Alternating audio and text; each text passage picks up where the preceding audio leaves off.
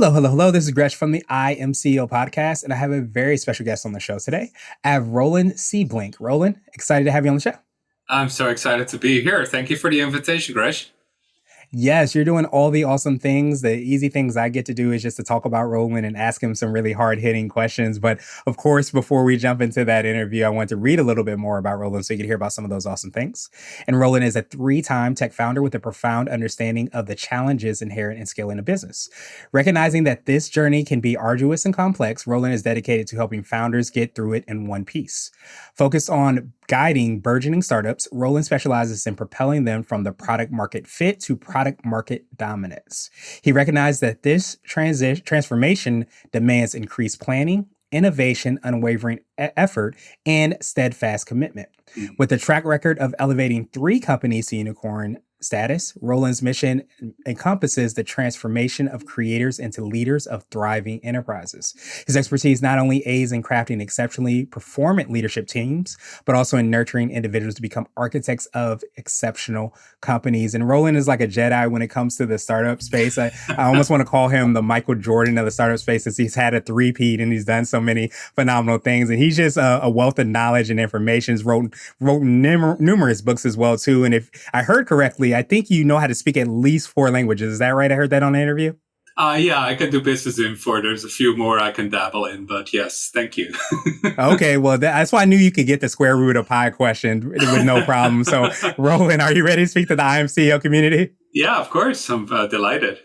Yes, well, let's get it started then. So to kind of kick everything off, what I wanted to do was rewind the clock a little bit, hear a little bit more on how you got started, what I call your CEO story. Yeah, absolutely. So at the moment, I'm running mostly coaching and facilitation company for those fast growing startups, working with people all around the world, software, hardware, any other tech business. But the reason I got into that was really that I was lucky enough to be part of 3 unicorn stories, as you mentioned in the introduction.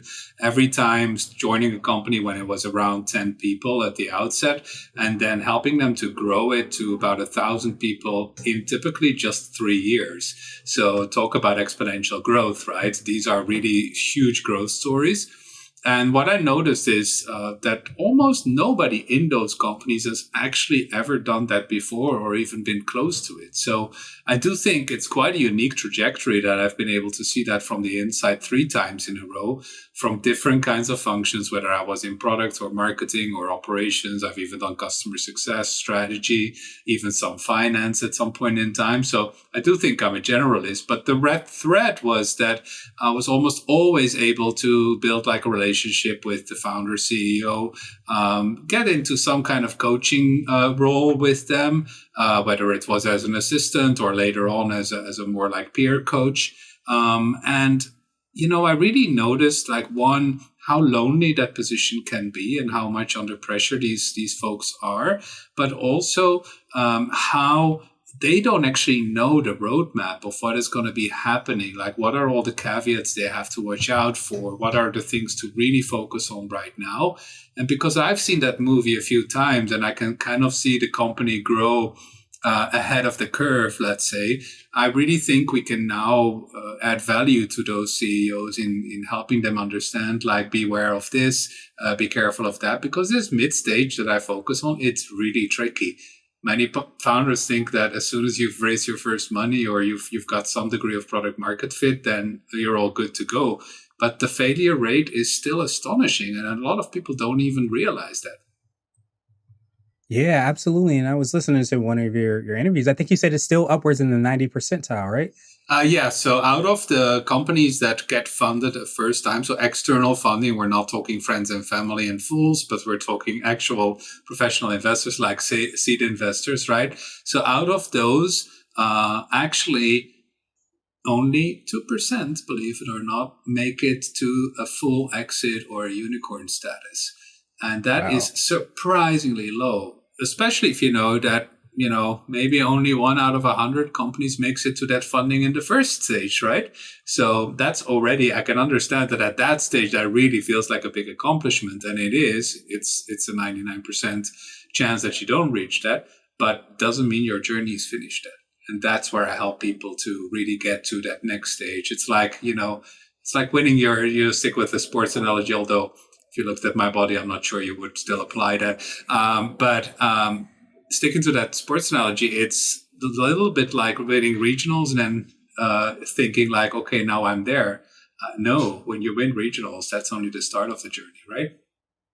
Yeah, absolutely. The saying goes, "What a new level, new devil." So, Hmm. like once you reach that level, there's more to definitely be done. And I love the fact that you help to kind of empower these leaders to understand that, because a lot of times, and maybe even if you go through it multiple times, there's still like a new journey, new things that you kind of have to deal Hmm. with. So, I think Einstein says the quote is that I could see so much further by standing on the shoulders of giants. So, I Absolutely. appreciate you by sharing your knowledge, expertise, and experience to be able to kind of help empower these startups and these leaders to make sure that they can reach that unicorn status and beyond that. Yeah, and I would also say, like, my passion really is here that I've seen too often that investors, the markets, whoever has influence on the startup, kind of lose faith in the original founder and say, "Oh, we better replace them with a professional in quotation marks," right? And I really think that that's not paying off in almost all cases. I've seen the damage that that does, the lack of faith of the workforce, the lack of strategic insight. Almost always, when an outsider is brought in as a new CEO, you just see the company fizzle. And so, my passion here is to help those founders stay in charge for as long as they like. But of course, the quid pro quo is companies changing fast, so you have to change along with it.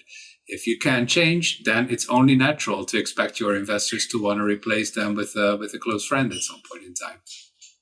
Yeah, that makes so much sense. And I imagine, like, I'm sure you probably have heard the word, probably hear it a lot in these conversations, that ego, where you get to a certain level. But in order to, reach that next level, you have to manifest and, change the company as well as Hmm. change yourself to kind of see that. So I imagine it's a play in and a balance beam almost of like saying, hey, Hmm. I did X, Y, and Z, but at the same time, in order for me to do A, B, and C, I have to completely maybe grow and be that different person. Yeah, and it's almost even harder than that. I mean, you're definitely onto something here, but I would say the hardest part about the startup journey is that the very things that made you successful as an early stage founder are gonna hurt you as a mid stage founder. Mm. So one of the hardest things for us humans is to give up what made us successful in the past, right? And so in the beginning, when you just start a startup and you're still figuring everything out, you have to be a perfect micromanager. You have to be on top of the experience. You have to understand exactly what customers are going through, have to take the customer calls. I could go on for an hour, but you get the drift, right? You Mhm. have to really be on top of all the details. Now, if you are 2, 3 years later running a company of 100, 150, maybe even 1,000 people, and you're still trying to stay on top of all the details and you're not letting people manage on your behalf, then the company is going to implode, right? And you mentioned ego. Of course, we all have ego. There's no point in denying that. And I think founders probably have a bit more than most of us, right? But I also think that it's important, just like when you're a parent, that you start realizing, you know, my ego and my insight is different from the success of the company. It's its own creature. It's just like when you have a son or a daughter, that child will grow up on their own terms. And yeah, you can guide them and you can try and influence them, but you cannot try to make them into a perfect copy of your idealized self, right? And the same goes for a company. It is what it is. It's a living creature. You will not be the only one influencing it. Now, all you can do is try to guide it in the right direction and set it up for the best possible future. Yeah, absolutely. You can't guarantee success, but you can try to set it up as much as possible and kind of minimize, some of those risks. And I imagine, it's working with you is a lot of how these organizations, these companies are going to be able to do that. So could you, I guess, drill down a little bit more? I know we touched on a little bit Mhm. on how you're helping your clients, how you're serving them. And I would love to hear more about, your books and all the awesome things you've been able to kind of share there. Yeah, absolutely. So the books, just to start with that, that's really as a way to introduce people to this way of thinking and to some of the patterns we see and the exercises, if you will, that they can do for, because a lot of founders first and foremost want to help themselves, right? So, and this is in a sense almost like the DIY, which almost is our preferred option too. I mean, if founders can help themselves and their teams, then why not? And this helps us reach quite a bit of scale in reaching thousands of founders with this insight. But for those that need more help or want to move faster or want more momentum, we offer typically coaching and facilitation services. And we almost always do that in a package. So we're not just focusing on talking to the CEO, putting them down on a couch and saying, talk to me about your problems. We really think like the way that a company gets to run better is because we both talk to the CEO one-on-one and talk to the whole founding team, typically on a quarterly basis. And so what we do in those sessions is really create momentum by doing the quarterly planning with them. They're supposed to do it anyway, so there's no time lost, right? We help understand like what went wrong, but also what went right in the last quarter. Even putting that on the table openly is already a challenge for many teams, right? Be able to get to this common understanding, but also openly discussing what are we good at, what are we not so good at, what can we fix, and what should be the priorities for the next quarter. And so the goal there is in just one day to align the entire team around, okay, here are the top 5 priorities for everyone in the company. We know exactly who owns what. We know how it's defined. We know what we need to do to reach those. And so as soon as you get out of that workshop and maybe the dinner afterwards, the next morning you're ready to hit the ground running with your teams and really reach those goals and smash them. Nice. I absolutely love that, process of course, you having the books and the DIY approach, as you mentioned, and being able to kind of impact those people. But then, having that offer where you are able to help, have more direct, interaction and the kind of the thing that was kind of coming up for me. I don't know if you find or hear that it feels like it feeds right into the culture of an organization because it creates this level of, I think, transparency. I don't know if that's the right term because you are having those conversations. And I think, especially being a CEO or even in that leadership, sometimes at C-suite level, you kind of have that ivory tower feel like you Mm-hmm. can't do any wrong. You don't talk about it, things haven't gone wrong. You don't sometimes even celebrate your wins enough. So having that opportunity, it sounds like can really, like you said, create that momentum, but also kind of create an atmosphere and environment for people to flourish. Yeah, absolutely. And it's very closely related to what at Google they figured out is the key driver for team success, which is psychological safety. And this may very much sound like some soft, silken glove concept, which is not really how I mean it.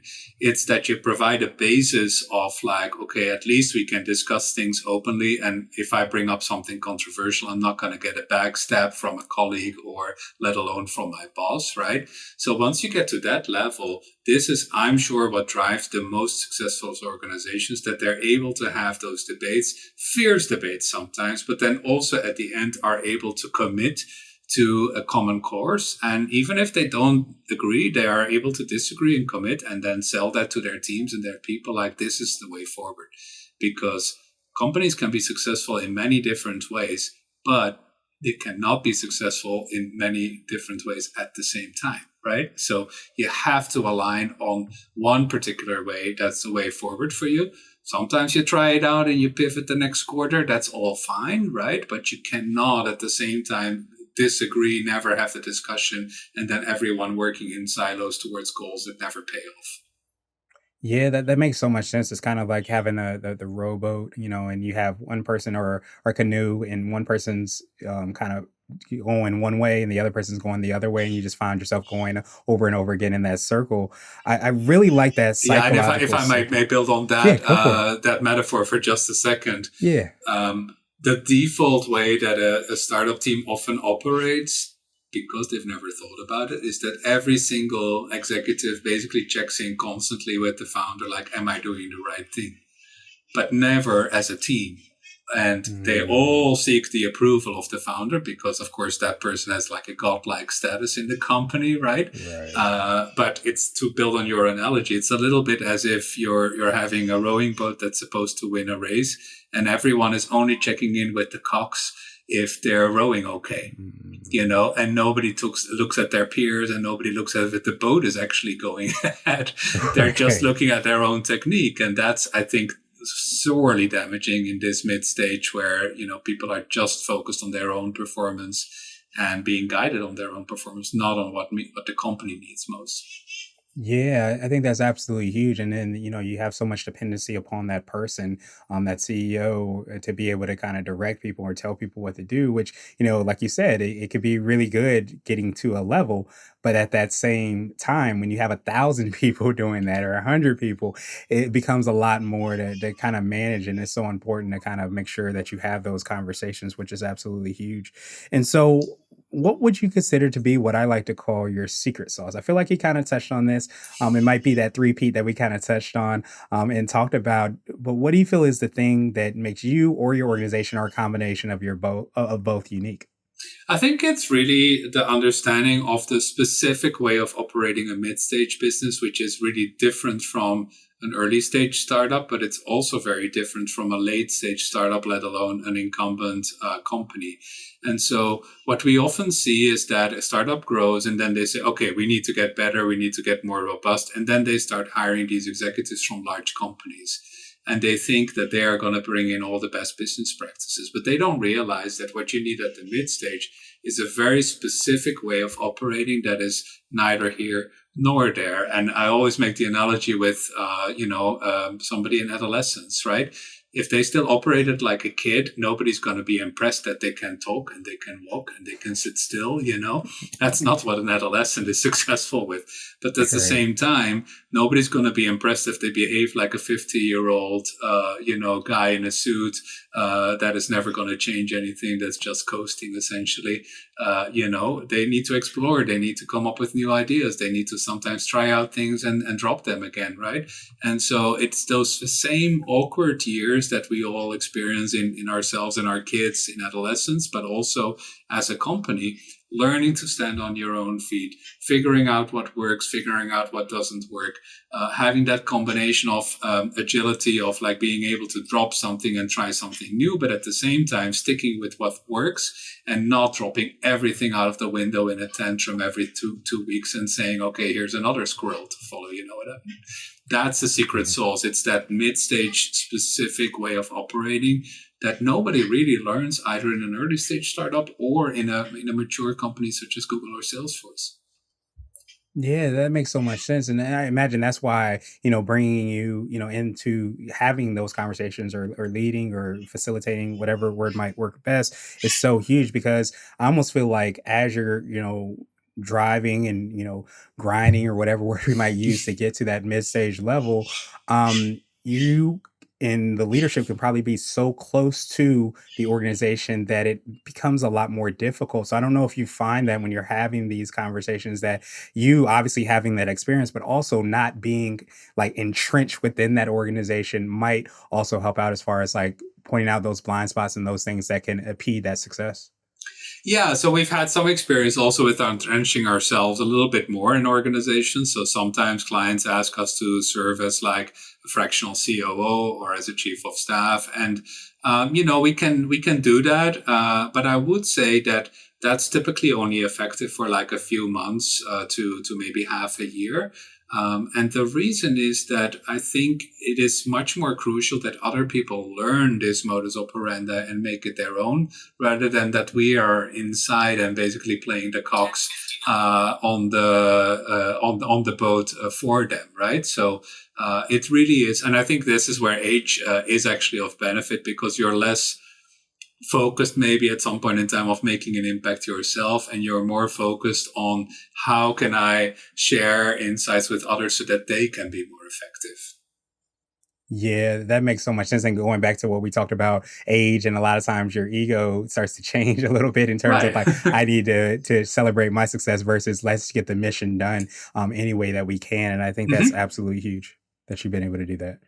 Yeah, I don't So have hang-ups anymore about getting things into my hair. There's none left anyway, so you know. there we go. There we go. I'm not too far behind either. So there we go. Exactly. So I wanted to switch gears a little bit and I want to ask you for what I call a CEO hack. So this Yeah. could be like an app, a book, or a habit that you have or something from your book, but what's something that you feel like makes you more effective and efficient?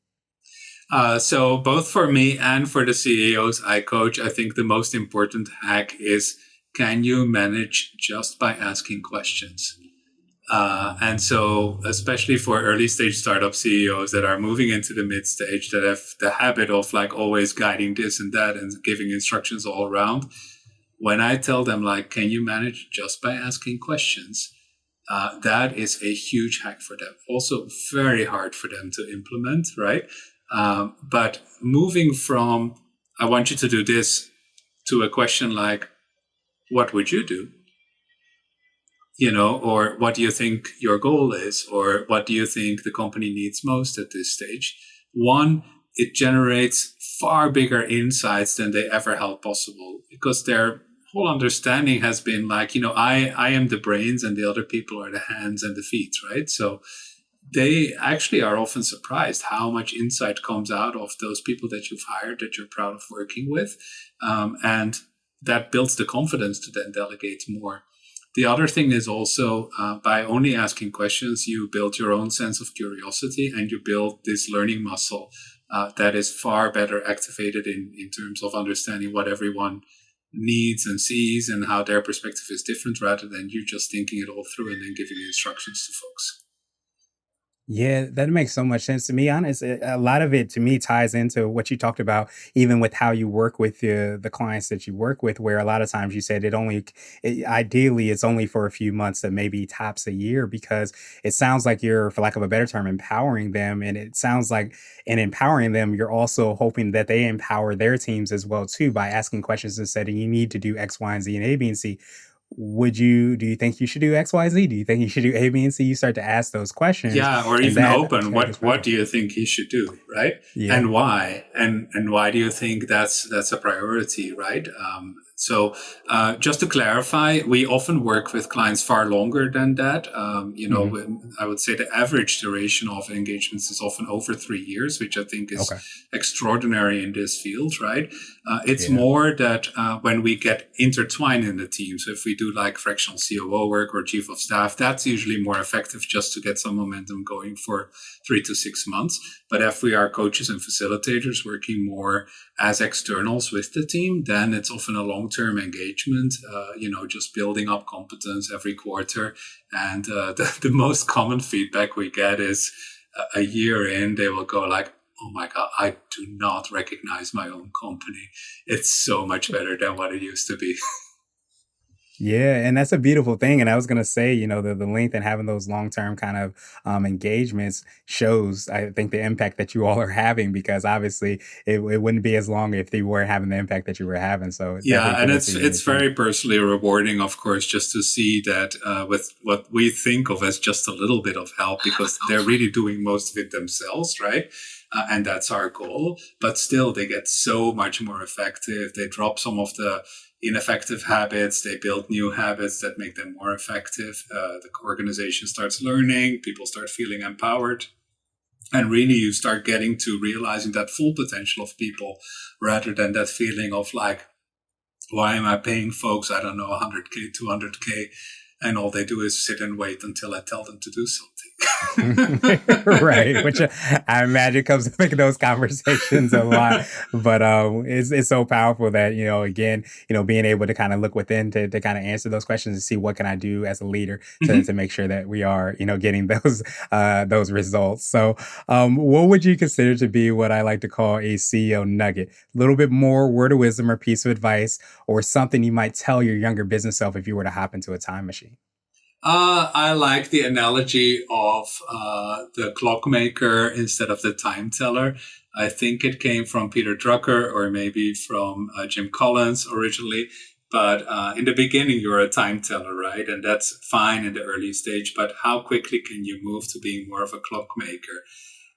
What I mean, and obviously I mean like the old fashioned wind up clock that half of the audience of this podcast may have never seen in their lives, but hey, go to a museum and you may see one, right? So I realized that. But of course, here, what we're looking for is like, rather than getting an organization that does exactly what you want them to do every time, how long can this organization keep running by itself and staying on course without you intervening? And I often, in a very early conversation, I'll ask CEOs like, how long can the organization stay on course without you intervening? And you know what they often say? Well, You 30 can't. minutes, 30 Right. minutes, 40 minutes, and I'm like, well, what would change in your lives and in the effectiveness of the organization if we could bring that up to just a day? If you only had to intervene once a day, and it's huge. I could spend so much time on meeting clients, meeting partners, basically doing business development work. If I could just rely on things running inside the company. And then we say, well, typically it's after a quarter, you get to about 1 time a day intervention. Maybe after half a year, 3/4 of a year, you get to maybe once every 2 days, every 3 days. And in a year or so, you'll probably go to less than once a week. And you know what that does? That means you can take a holiday, Nice. right? Nice. Which is probably what the organization needs most at some point in time, right? Right, right. Absolutely. No, that ends up being, so huge to be able to kind of do that.